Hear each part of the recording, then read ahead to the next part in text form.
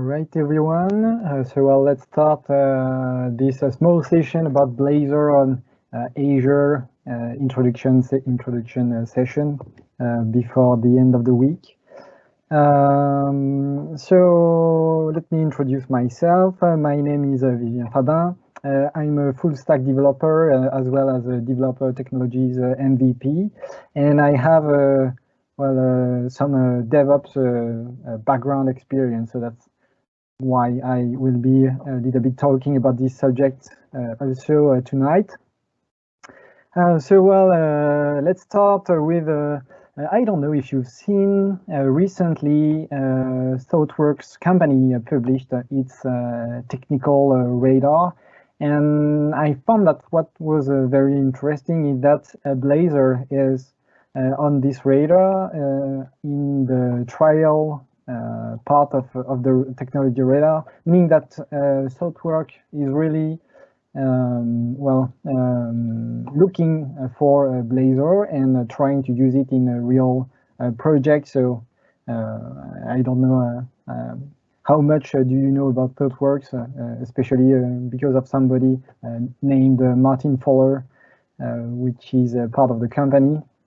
So I found it was quite interesting to see that. So before being able to talk about Azure with Blazor, we have to define probably which version of Blazor you want to use for your project. So we have mainly two types of Blazor. The Blazor WebAssembly, which is very similar to a single page application app, such as Angular and React and so on, but everything is in C#. And you also have another version, which is called Blazor Server, which is which will give the same look and feel of a single page application app. So it's quite interesting because it's very reactive. The only difference being that, nothing will be, much of the compute will be done directly on the server and not on the client side. That's first thing to decide and to ask yourself. And then we also have to ask ourselves, how do we want to deploy our application? So this question is also a little bit valid for a single page application app. So one way, which is probably the easiest one, would be to host our Blazor WebAssembly static files directly inside of our ASP.NET Core API. So the API is going to serve our static files, and everything will be bundled on the same place. And we also have another version which consists in separating the client app from the server app, so the static file from the API. And of course, it comes with some advantages and some drawbacks, but it's very important to decide which one you want to use. And also, before starting to look at all of the Azure possibilities, we also have some other questions to ask ourselves, such as, is it going to be a website only, or is it going to be maybe an API that we are going to reuse again for a mobile app or for a microservice architecture? And a little bit linked with this question also, which kind of authentication that we want to put inside of our application, being cookie-based authentication or token-based authentication. And also, we probably need to ask ourselves if our application needs to be exposed publicly on the internet, and is it a public-facing website, meaning that it's probably possible to find it on Google, and maybe you expect a lot of traffic, or on the contrary, maybe it's just like kind of some extranet website, which is secured by some authentication, and of course you expect a little bit less traffic. So that's another possibility and another thing to take care of. And the last question is maybe, yes, if you want your app to be search engine optimization friendly, SEO friendly. So basically, single page application apps are often not very well crawled by the Google search engine, for instance. So yeah, we have some techniques to make it available for SEO. So that's the other question. So well, to discuss about all of the possibilities that we have with Azure to host our Blazor app, I will use a simple ranking. Okay, so 3 smiley, super easy, and maybe a little bit more advanced functionalities. So well, let's start maybe with the easiest one to talk about, which is Blazor Server. So for Blazor Server, the deployment will be exactly the same like any ASP.NET Core app. So for the deployment part and the hosting part, it should be like very easy if you're already familiar with the ASP.NET Core application. It's also very easy to secure because it's based on ASP.NET Core mechanism. So you don't have the same problematic as a single page application. And very easy to deploy because already supported by Azure DevOps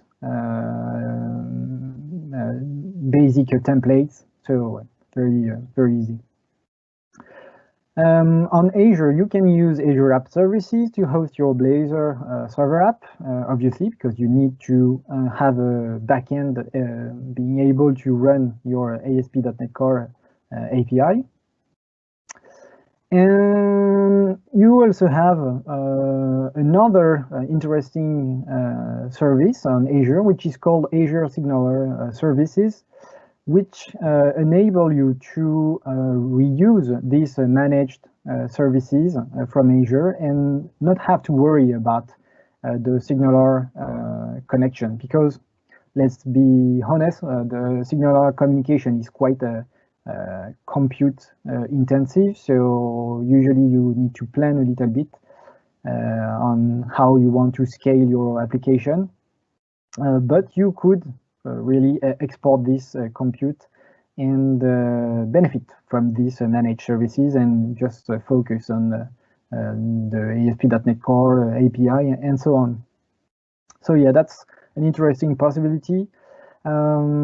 Just keep in mind that some time ago there was a blog post on the Azure blog, and they were giving some metrics about Blazor Server, and they said that for a virtual machine of 1 CPU and 3.5 gigabyte of RAM, well, this instance was able to support over 5,000 concurrent users without any latency. So yeah, maybe it gives you a little bit the kind of workload you can support with the Blazor server. So yeah, very similar to ASP.NET Core. So nothing much to say. To deploy this Blazor server app on Azure DevOps services, you have some template that you can reuse. And to deploy your application, you also have a template to deploy directly on Azure App Service, your ASP.NET Core application. So really straightforward, super easy, great to start, I guess. Okay, now let's talk about another part, which is a Blazor WebAssembly, which is obviously where everything start to become maybe more interesting, maybe a little bit more complicated also. So one way to host our Blazor WebAssembly is to serve the static files of Blazor directly from the API, right? So for this one, well, once again, this kind of application will be the same as deploying a classic ASP.NET Core app. So it's kind of really easy to deploy it on Azure DevOps Services or GitHub and so on. It's also well adapted for simple cookie-based authentication because you have the client and the API on the same web application. So for domain configuration, it's quite easy. Obviously, you can also add the token-based authentication if you want to reuse your API for mobile apps and so on. It's also very easy to configure because you can use relative URL to connect to your API from your client side, from your client. And yes, since I'm kind of a big fan of progressive web apps with Blazor and also one feature which is called server-side pre-rendering, well, if you want to access this feature, which enable to have a Blazor single-page application, which is discoverable on by SEO, search engines, you can use this feature to pre-render your single-page application app and return some HTML at the start of your application, and then get a very and then lets the system take back the control and make it again very reactive. So yeah, definitely one of my favorite way of deploying a Blazor web app. Once again, well, for deployment, it's super well integrated in Microsoft services, so nothing more to add.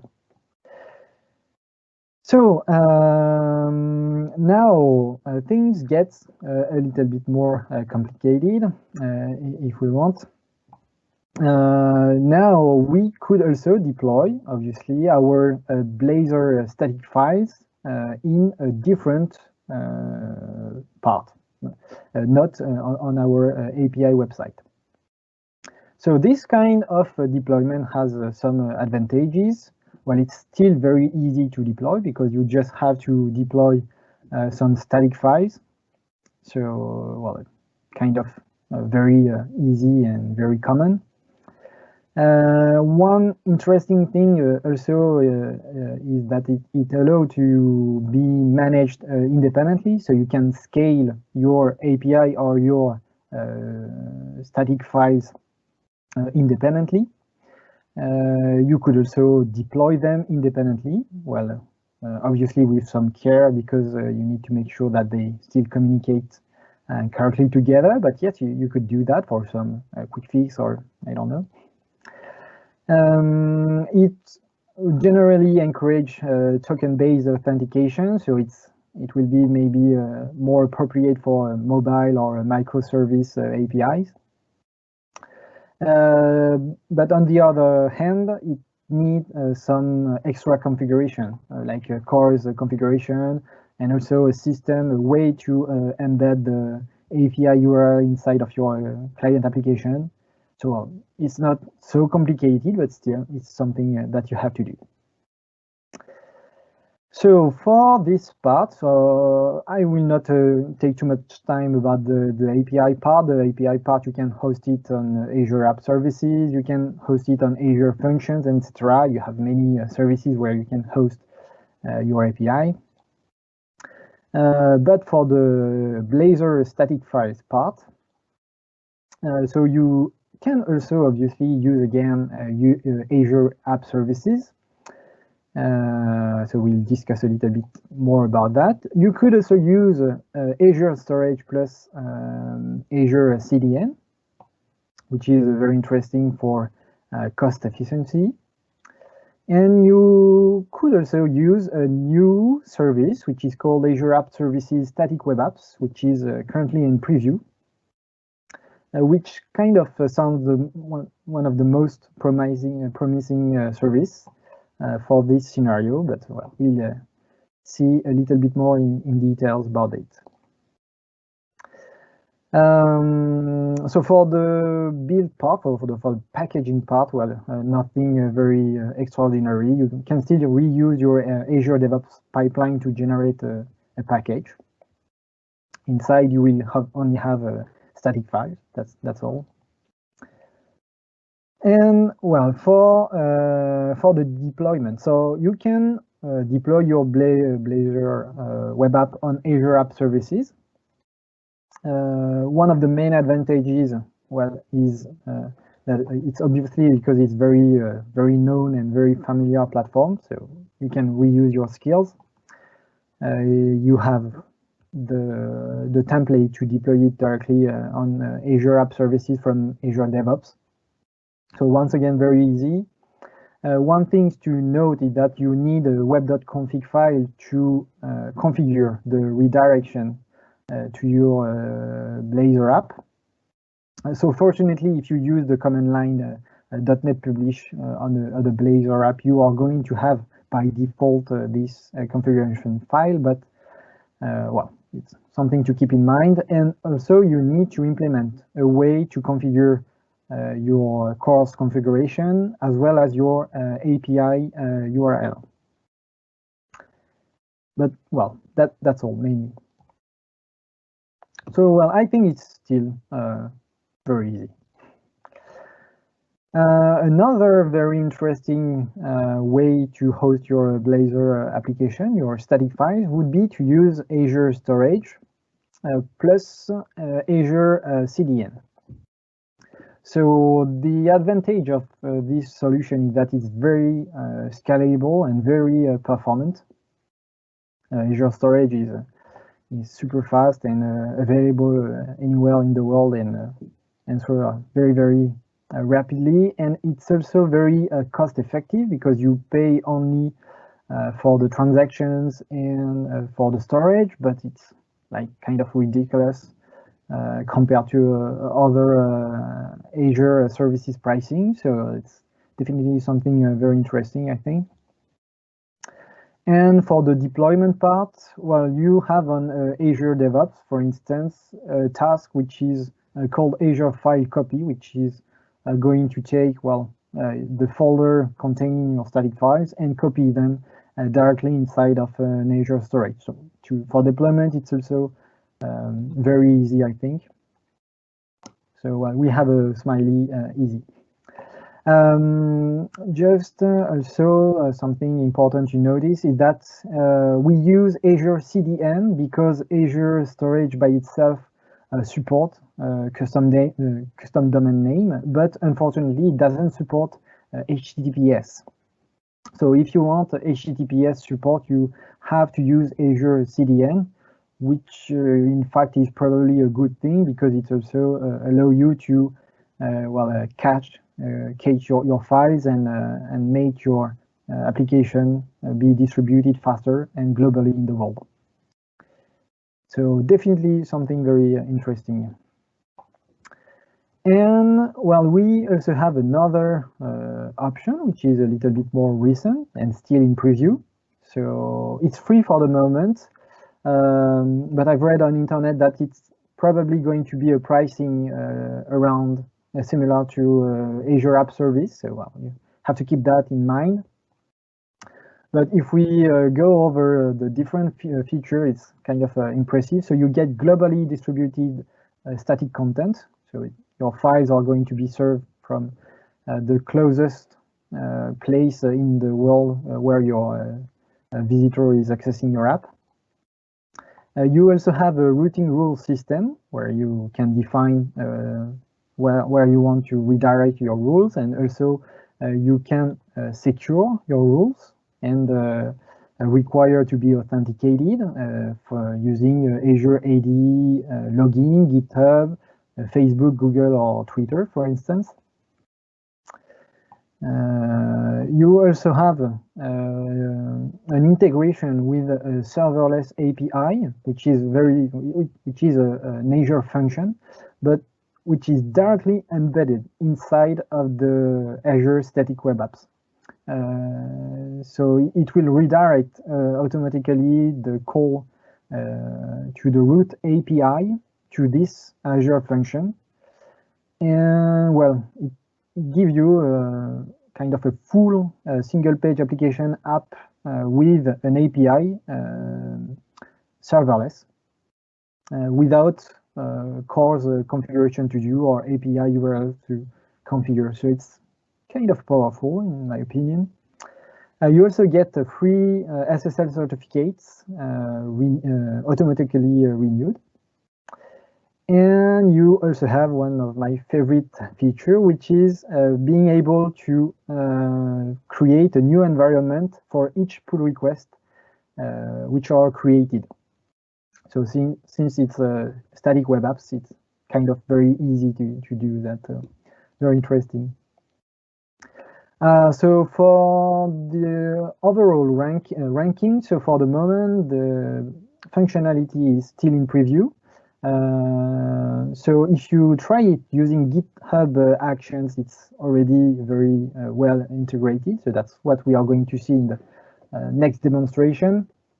And if you try it using Azure DevOps, you already have some support to deploy on Azure App Service static web apps, but you don't get the pull request workflow with the new environment creation for the moment. I guess that it should be available for the global availability, but for the moment it's not. So it's just an easy smile.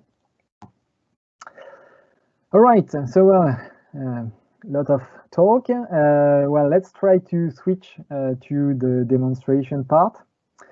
So here I have a small application on GitHub with a Blazor application, which is coming from a template, which is containing so my Blazor application, so the client Blazor application in WebAssembly, and also an API, which is in fact just an Azure function.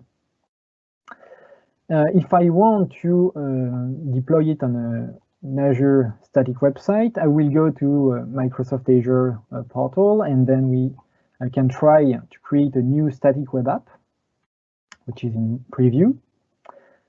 Click on create, and then create. So let's call our application static Blazor app global Azure 2021. Let's create a new resource group for this application. Let's locate it in Europe, and let's try to log into GitHub. All right, so I will give some authorization and enter my password. Okay, so I will select my account as well as the repository, which is static Blazor App GA 2021, and the branch, which is the main branch. So we can also define which framework we are going to use for our static application. So we have the support of Angular, React, Svelte, Vue.js, and so on, as well as some static site generator. But for this demonstration, I'm going to use Blazor. So for the Blazor app, I have to define the path of my client application, and optionally I can define an API, so my Azure function and some output location.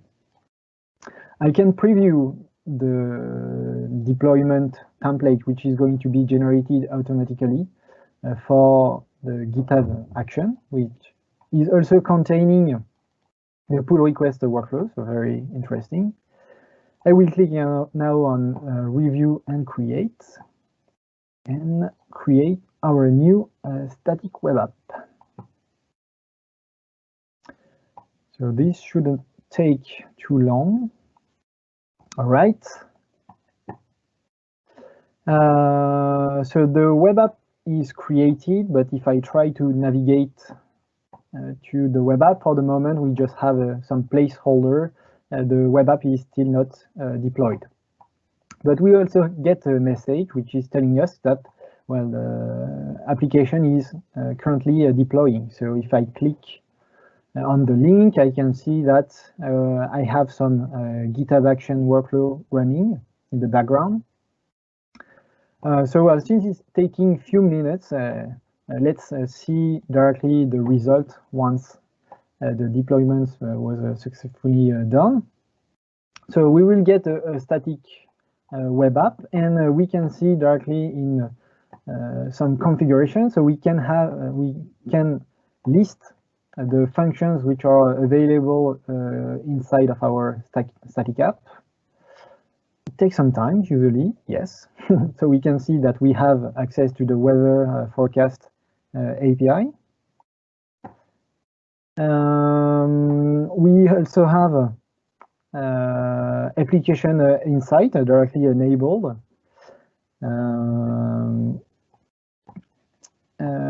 And which can be created directly from this page. We also have the support of custom domains and so on. And well, if I click to see what we get in the results, well, we get our Blazor application.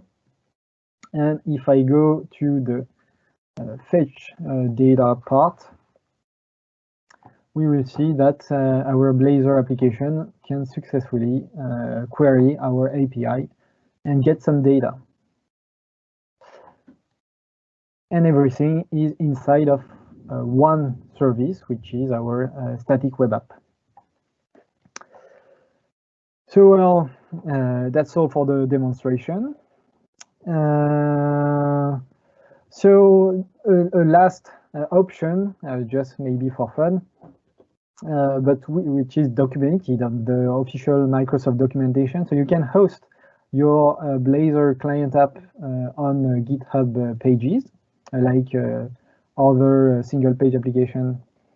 But you need a system to redirect the user to your single-page application file, index.html file, when he is trying to access some undefined route.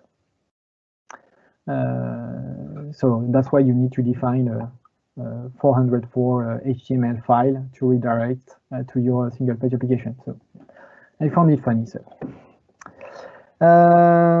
well, one of our last thing to talk very quickly about. So obviously you can host everything on containers. I'm not going to cover all of the advantages on containers, but you get some portability, you can potentially deploy your platform on other cloud providers or even on your on-premise environment. Also, you get the "it works on my machine" syndrome, so it's supposed to work correctly on production if it's working on your machine.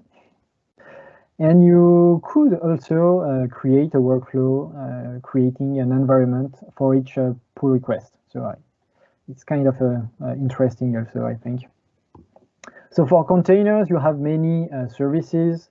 I'm not going to go into details into that, but you could host your application like any Azure App, web app in Azure App Services for containers. And you have some orchestration services such as Azure Kubernetes services, as well as Azure Service Fabric. And you could also use Azure Container Instance to deploy some quick application. But all in all, it needs some work, and also, well, it's not necessary for your Blazor application. I mean, if you have a Docker container environment and you want to add your Blazor application, well, no problem. But it's not because you are doing Blazor that you should go for containers. There is not so many advantages if you agree with the trade-off of using platform as a service, for instance. All right, so well, we are arriving to the end of this small overview about what Azure can offer to Blazor. application. So I did a last small slide, which could summarize my whole presentation, but maybe a little bit confusing, but maybe with my explanation it's a little bit easier to understand. So, well, I will leave my presentation available on internet, so that you can reuse it and look it quietly after the session if you want. So, well, since you attended a global Azure session, you earned a learner badge from Microsoft. So, well, if you want to get it, you can scan this QR code, or you can also navigate to this URL, so blog.globalazure.net/swag. And you, with the Global Azure, you also have a challenge which is called 30 days to learn it that you can do, which consists in learning new things on Microsoft Learn. And at the end of your course, you will get a discount of Microsoft certification around 50%, if I remember correctly. So you could have a look on that, definitely. And well, thanks a lot for attending my session. Well, you can find me on Twitter. I also have a technical blog. And well, if you want to leave any feedback for the session, you can access to this anonymous form. And well, thank you very much. And I wish you a nice end of the week.